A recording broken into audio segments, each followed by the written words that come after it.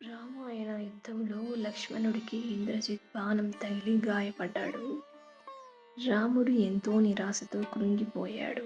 అతని ప్రాణాలను కాపాడే ఒకే ఒక ఔషధం, అది సంజీవిని మొక్క.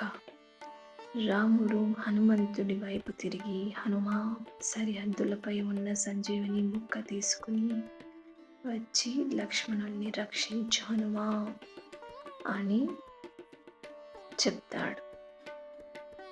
హనుమంతుడు ధైర్యంగా తలూపి సమాధానమిచ్చాడు. హనుమంతుడు వేగంగా పర్వతాలపై, నదులపై, మేఘాల మధ్య గాలిపటంలా విహరిస్తూ వెళ్ళాడు. సంజీవని మొక్కని వెతికాడు. కానీ పర్వతం మీద ఎన్నో రకాల మొక్కలు ఉండడంతో ఏం కావాలో తెలుసుకోలేకపోతాడు. సమయం కాస్త కూడా వృధా అయిపోతుంది అని హనుమంతుడు ఆలోచిస్తాడు. ఆ మొత్తం పర్వతాన్ని ఎత్తి యుద్ధ భూమికి తీసుకువెళదామని అనుకుని సంజీవిని మొక్కని అందిస్తాడు రాముడికి. రాముడు సంజీవని మొక్కని ఉపయోగించి లక్ష్మణుణ్ణి రక్షిస్తాడు. లక్ష్మణుడు నెమ్మదిగా క్షమత పొందుతాడు. ఇక సైన్యం ఆనందంగా కొత్త ఉత్సాహంతో యుద్ధాన్ని కొనసాగిస్తారు. ఎందువలనంటే లక్ష్మణుడు క్షమత పొందుతాడు కాబట్టి. అందరి ఆనందాలకి హద్దులు లేవు. ఇక రాముడైతే మరీ చెప్పాల్సిన అవసరం లేకుండా అవధులు లేవు. కావున ఈ కథ వల్ల మనకు భక్తి, ధైర్యము, అదేవిధంగా ఎనలేని విశ్వాసము, శక్తిని చూపిస్తుంది. హనుమంతుని కట్టుబాటు, ధైర్యం లక్ష్మణుని ప్రాణాలను కాపాడుతుంది. ఇలా హనుమంతుడు లక్ష్మణుని ప్రాణాలను కాపాడడం వల్ల రామాయణ యుద్ధం అనేది విజయంగా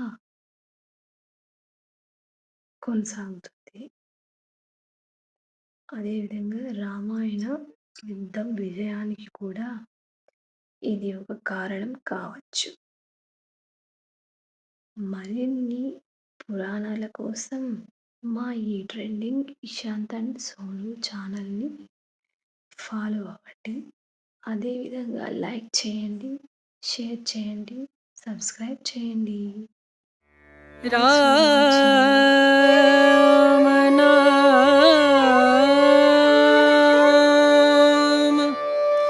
భజలే,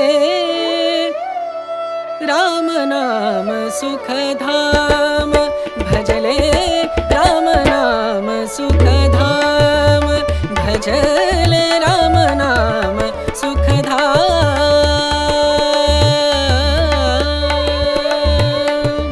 तेरा पूरन हो सब काम, तेरा पूरन हो सब काम, भजले राम नाम सुखधाम, भजले राम नाम सुखधाम।